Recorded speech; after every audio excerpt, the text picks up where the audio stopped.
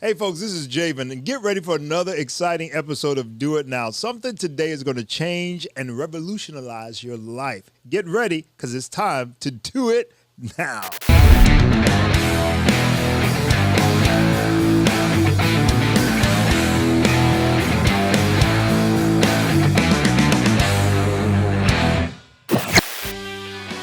What's up, everybody? I love this music.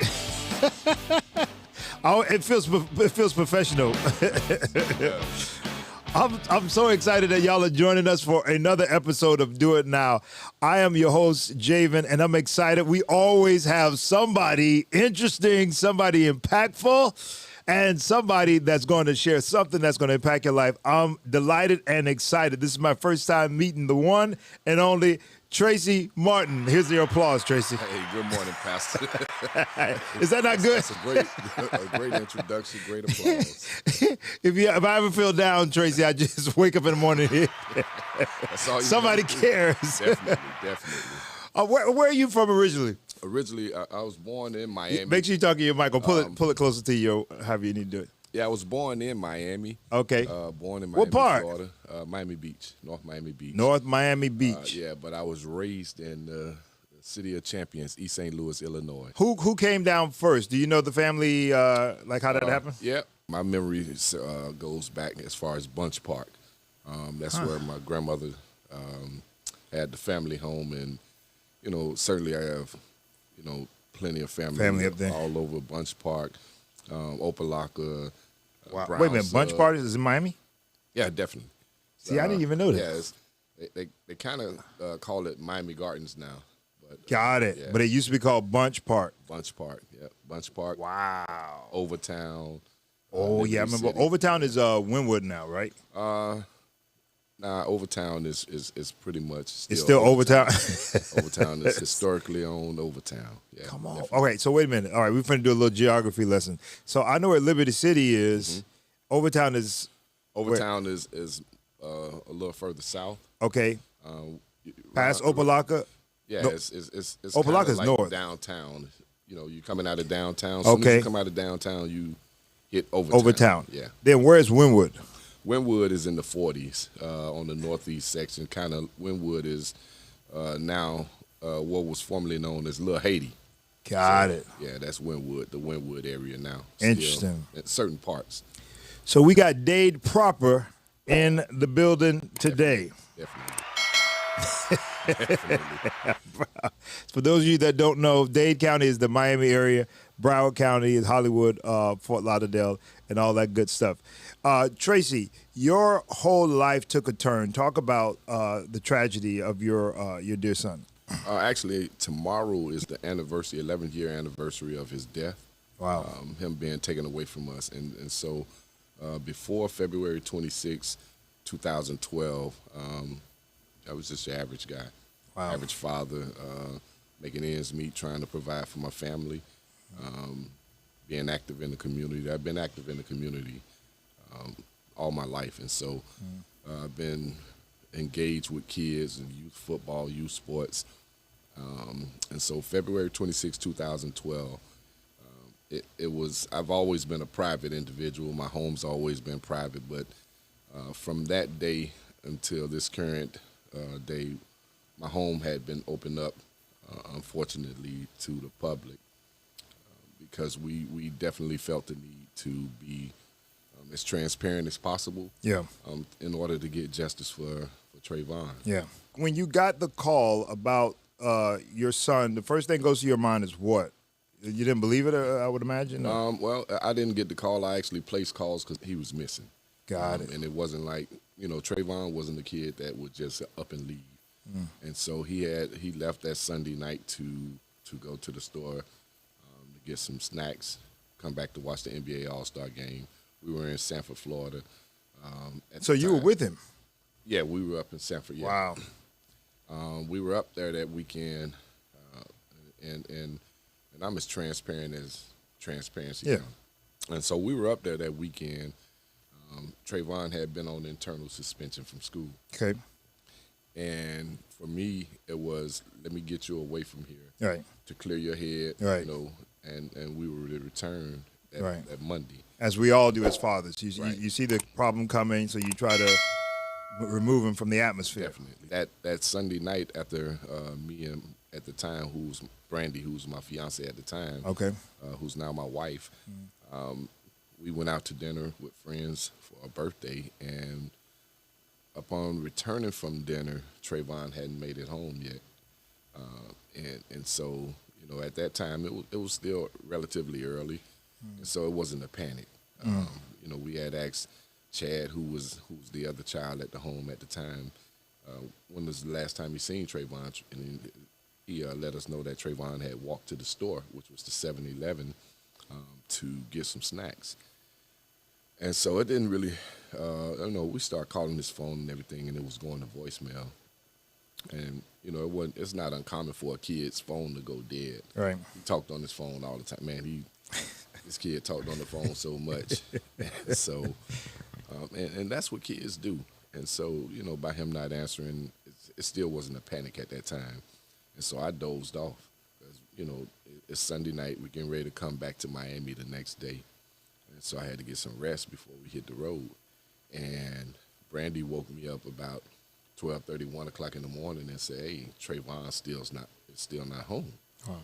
That's when the panic set in. Yeah. And so I started making phone calls, called Seminole County Sheriff's Department, asking had a kid been arrested, started calling the emergency room, seeing had a kid been admitted to the hospital, and nothing.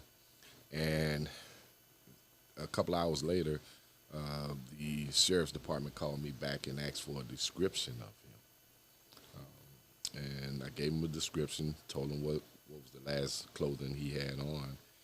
And they called me back, told me they'll call me back. They were going to send somebody out to the house.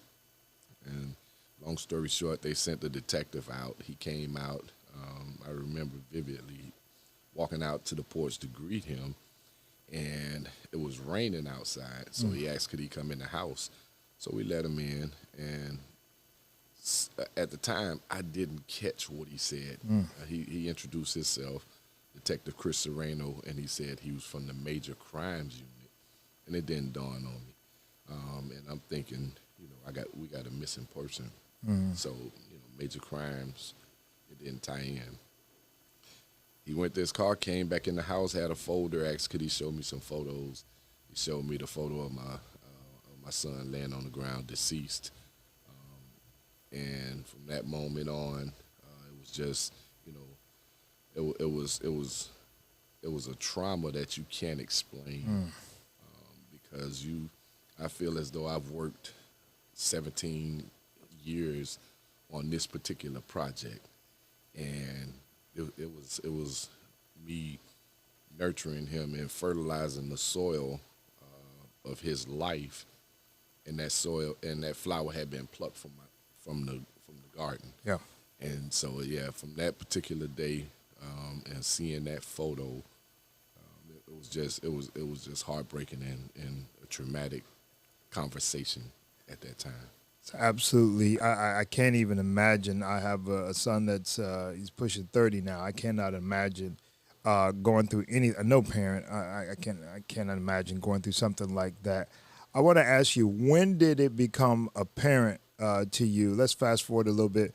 When does it become apparent to you that this is a crime committed by some person that had nothing to do with or should have never even interacted with your son? He had no business even confronting Trayvon. When did all that unfold? It was a couple of days later, and it was strange. The Sanford Police Department actually came out to the townhouse where we're at and asked me to not be at the townhouse for a couple of hours on the next day, because they were going to walk through the crime scene, and I had no idea that they were going to walk through the crime scene with the killer of my son. Wow. Yeah, and they did a full tape interview with him giving his side of the story, and it was strange. And from that particular moment on, we knew that something was wrong. We knew that they were trying to cover up something. Yeah. We knew that they had something to hide. Wow. Definitely. So you at that point you start seeing there's a bias going on here. Right. And when the incident first occurred, it was only about 13 seconds viewed on the news, on the local news, and they were labeling this case as a John Doe, and he wasn't a John Doe. Wow. And it was just everything started to like come together in a sense where we knew that they had something to hide. Yeah. I asked to go identify my son. I wanted to identify the body at the coroner, and they at the medical examiner, and they transported Trayvon's body from Seminole County all the way over to Volusia County. The incident occurred in Sanford, Florida. They took him to the medical examiner in Daytona Beach. Now, the medical examiner in Daytona Beach doesn't allow visitation, so the only way I was able to identify him was from the crime scene photos. Wow. Yeah, definitely. Wow. Yeah. Everything that had conspired, everything that it took you through, you then start realizing that I would imagine you felt like you were at an uphill battle. Like, did you feel like this is me against the world kind of Definitely scenario? It seems like. Yeah, definitely. And the thing about it was, I hadn't been versed in any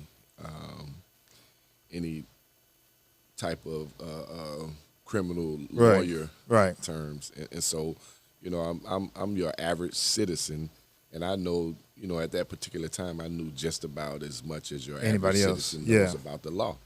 Yeah. And I knew it was a self-defense law, but it was in a matter of days they were claiming stand your ground. Stand your ground. I remember that. They were. I mean, it was just a matter of days, and I had at that particular time I had no one to reach out to. Wow. I thought I didn't have anyone to reach out to. Yeah. Because I we all know people that know people, and it just so happened when the news started circulating, through my family, my sister-in-law, Patricia Jones Cummins, at that time she graduated, I think, from either Florida State or FAM, but she knew Ben Crump. She had did some. She was a lawyer for a while. And she's in the educational system, so she knew Ben Crump. And once she got the news, she immediately told me to reach out to Ben Crump. And I reached out to Ben Crump, and the first couple of times I reached out to him, he assured me that, I told him what the situation was, and he assured me that, I'm an officer of the court. I'm sure they're going to arrest this gentleman, and if they don't arrest him, call me back. And so he even thought this was a closed case. Yep. This guy's going to jail. Definitely. Manslaughter, second degree, something. Definitely. He assured me that they're going to arrest this guy. Golly. And at that time, I didn't know the history of Sanford, Florida. The only thing I knew about Sanford, Florida was they refused to let Jackie Robinson stay in the hotel while he was there in spring training playing baseball. Wow. Yeah. And I didn't even know that. I didn't know the racist history there. And because he ends up going home. Yep. He did. That night. Yeah. That never even and it's strange because looking back on it and going through the court, all the timelines. The timelines. They walked him into the police station, and he walked just freely into the police station. He was able to pretty much do what he wanted to do. So they didn't even arrest him and get him in custody, none of that kind of stuff.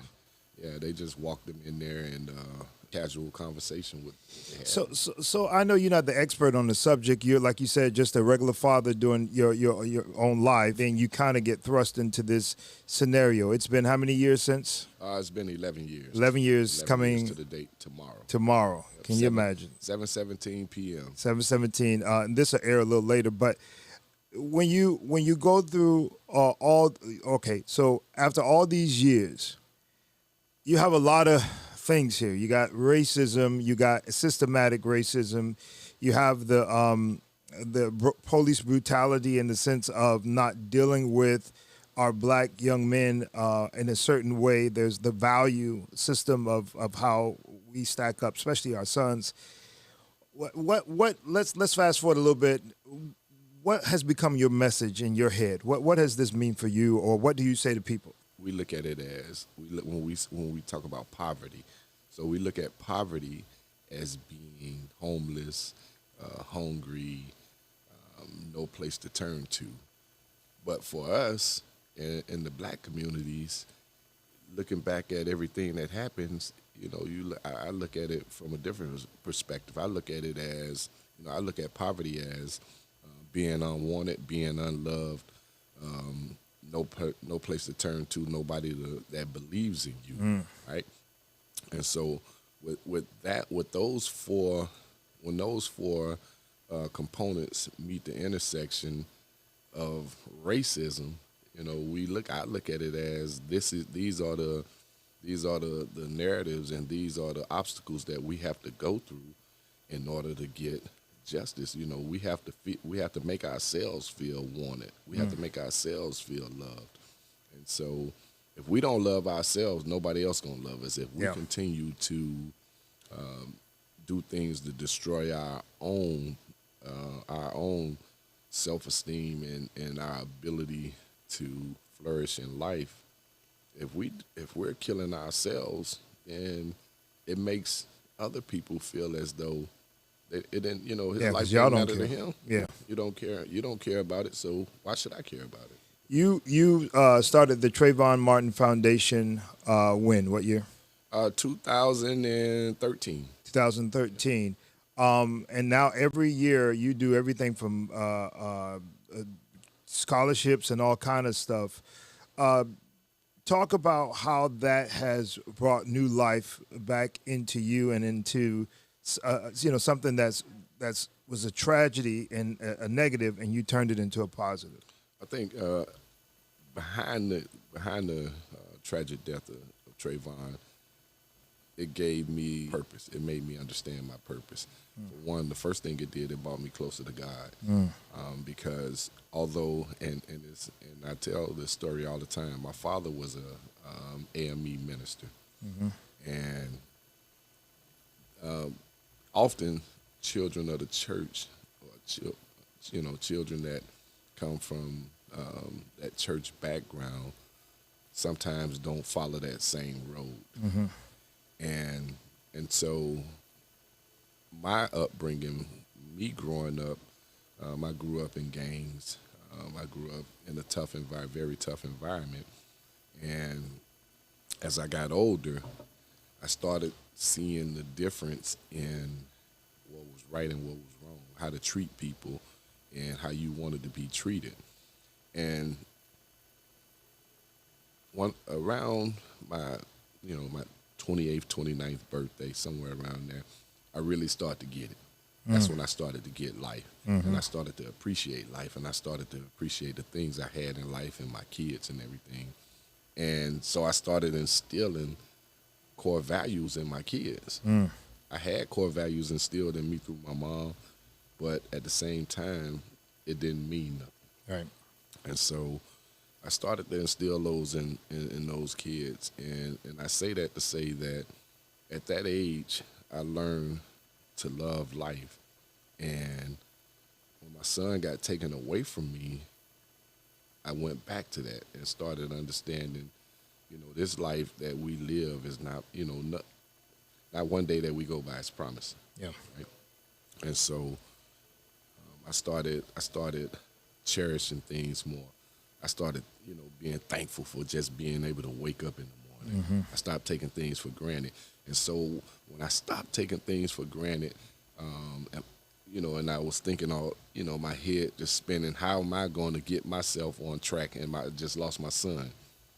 And I started realizing that this is more than, even though this is a tragic loss, but it's more than your son.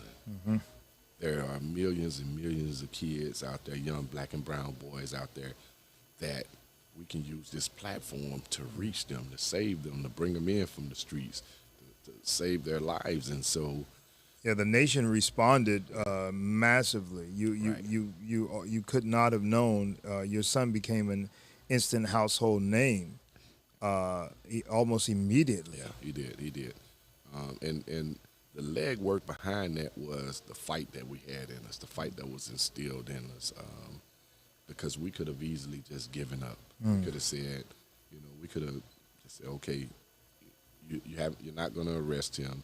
We're just going to let it play out in the court. Statistically, often that usually happens. It happens. Do you have any numbers on that, or do you have any idea? I don't have, but I can tell you they are very unbalanced in our communities.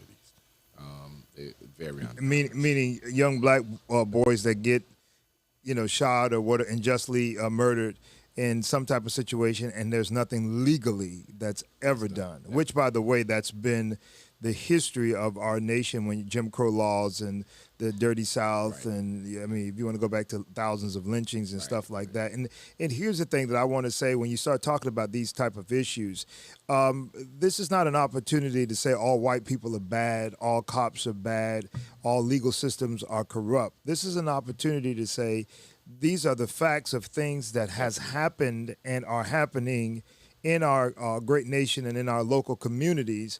And what you do with facts is you try to address them case by case, situation by situation, and then you, like anything in your own family, you try to make things better. Definitely. And it seems like that's what I commend you and Trayvon's mother and all those that are part of your team in what you're doing. Y'all never allowed the story to die, Right. which I thought was very commendable. And then you pushed the to me the purpose of what that tragedy, what that meant, because his killer is still free today, isn't he? Still free today. Yeah, America was sympathetic to the story until the greatest president that ever graced this country in my lifetime spoke out and said, if I had a son, He'd look like Trayvon. That's right. I remember that.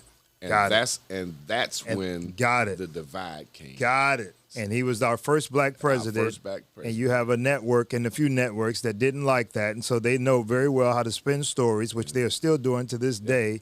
And so they took this situation and they capitalized on the moment Definitely. to make it a race war. Definitely. And it certainly became one. It became one. But, we didn't let it. We didn't let our faith waver, and we continue to say, this is not a black and white issue. Yeah, I remember. This is a right and wrong issue. Yeah, I remember his mom saying that, Yeah. and I remember you saying that. I remember watching that a couple of times. Definitely. Let me ask you something. Did you ever get, I know it's a stupid question, but I got to ask, did you ever get angry? Definitely. I wouldn't be a father. I wouldn't be human God. if I wouldn't say I never. Tracy, I'm going to ask you an even tougher question. If you saw his, I don't even want to say his name. If you saw this man today, have you thought about this? What you would say, what you would do? I play it over and over again, and at some point in life, you have to come to grips with reality. And the reality of it is he took something away from me that I could never get back. And the questions have been asked over and over again, and as I told you, I'm as transparent as it comes. Absolutely. All that I've done, all the work that we put into doing this, I have to be 100% transparent. I think I would sacrifice all that I've done because he took so much away from me. It's not just that he took my son away from me. He took lineage away from me. He took, possible grandkids. For nothing, stupid. Everything, yeah. You have no reason, I got to be transparent and tell you, I cannot disagree. I have no words. I can only imagine the reality of what that interaction would look like, just simply because of all the things you just said, your future, your hope, your legacy, and it was unnecessary, and that's unfortunate. The Trayvon Martin Foundation aims to do what? We want to be an outlet in our communities. We've had programming from when parents lose children, we help them bury the kids. We've been working with the school board, the STEM programs, abusive relationships. We try to deal with women and men in abusive relationships, bullying. We just try to all of the components that surround a negative community. We try to be the outlet to, help those all those components. You're based in Miami? Yeah, we're at Miami's only HBCU. Florida Memorial? Florida Memorial. How did that come about? Did they reach out to you, or you reached out to them? Kind of like the rubber meeting the road. It just made sense. It was organic. It made sense. Yeah, it made sense. And it was the students. That it was the young people that were pushing the envelope, that was giving us that drive. And so many of those young students were his peers, and they just came from all across the state and say, hey, we're here for you. And they had ties, and they it was just the Florida Memorial piece. Like I said, it was organic, and to this day we're still partnering with them, and we're very proud to house our office there at Florida Memorial. I didn't know that. It was the only HBCU in Miami. I ain't never even put that together. Not in Florida, but in Miami. But in Miami, because you got Bethune and some of the other ones. Yeah. My nephew played for Florida Memorial for a little while in basketball. Carrington, there's so many of them. Carrington Campbell. All right, we got a couple more minutes left. How can people find, or if they want to donate or support, what can people do to help? They can go to the TrayvonMartinNation.org.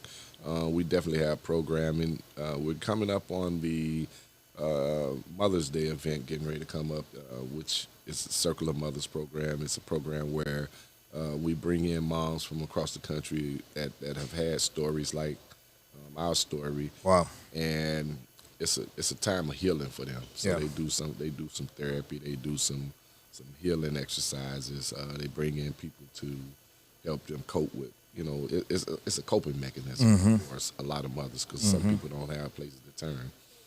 And right after that, we come in August and we do the Circle of Fathers conference. Gotcha. Where I don't try to piggyback on what the women do, because as men we're totally different. The process different. The process is different, and so for us, is learning what we can do to make ourselves better, to help our families out, to build our families, to build our communities. How do we? I have a young lady that comes in that works with Children and Family Service, and she really give a breakdown of how our young men that are on child support can reduce their child support by spending X amount of time with their kids. Wow. A lot of people don't know that. Wow. And so we y'all better listen. There's some services that we offer to our communities. When you look, since Trayvon Martin, there's been quite a few, I would say, questionable or injustice type shootings, police brutality type scenarios. The George Floyd's, I think of the young man in Ahmaud Arbery. Yeah. When you see this stuff, when it comes across the screen, what was the last boy? There was just another situation. The young man that they beat up ends up being in Ohio. Was that Ohio? Somewhere. It's on my mind. Just recently took place. Yeah. When you see those stories, when that stuff pops up, does it bring back all those old feelings, or what do you think when you see that? It all goes back to Trayvon Martin. For some unapparent reason, it all ties back into Trayvon. I feel like it does, maybe that's because of our generation, and I feel like that was the first big case for our generation that kind of sparked a national response all the way up to the White House. And ever since then, you seem like your kid started a timeline of all these, and that's unfortunate. But it's just it does. I'm glad you said that, because I was thinking that. Yeah, And so in our communities, we have two traumatic events that will always refer you, anytime something happens, it always refers back to these two events. Trayvon Martin and Emmett Till. Oh, I was going to say George Floyd. George Emmett Till. George Floyd. That's later. Yeah, George Floyd falls into the Trayvon Martin category. Yeah. So Got anything it. between Trayvon and Emmett, Got it. Anything pre-Trayvon, that was an Emmett Till moment. Got it. And How old was Emmett Till? 16. 16. Trayvon was 17. 17, yeah. I got a question for you. You don't have to answer it. We got to go. We're over time, but that's what happens when you start. When it's a real conversation, y'all, it just becomes rich. All right, we got to get out of here. But have you ever thought about, and you don't have to answer because of legal matters, but have you ever thought about making this into a movie? Yeah, we have a documentary out called Rest in Power. Okay. I didn't know that. Yeah, the documentary was out. It was released maybe 5 years ago. 5 years ago. On Netflix or where? It was on Paramount. Paramount. Yeah. So if you go on Paramount, you can find it. And what's the name of it again? Rest in Power. Rest in Power. Martin story. Yep. Trayvon Martin, the movie. And I just think it's a great story that needs to be told. My heart goes out to you, your family. At the same time, I celebrate what you're doing. I'm proud of you. I never met you before, and I'm honored that you were able to come and be a part of this. But I feel like I've known you for 1,000 years, and I'm going to tell you, I'm extremely proud of you for not allowing your anger to destroy you or your family, but taking that anger. And I always say that because the scripture says, get angry, but sin not. So it is very righteous to get angry. It's just about what you do with that anger. And for you to take that anger and direct it towards something extremely positive, my heart is full. My heart is overwhelmed for you. Continue to go strong. Continue to do what you do. Continued success for Trayvon Martin Foundation. Anything Now Church we can do, let us know. Anything else, last words you want to say to anybody out there in the camera? Let them know. Last words is we got to come together as a community, and we got to make this thing right. We can't keep turning a blind eye to the things that are impacting our community. And so, meaning we as men, we got to come from behind the shadows of our women and stand in the forefront and take back what's rightfully ours, which is our community, which is our kids. Love you, sir. That's how you do it.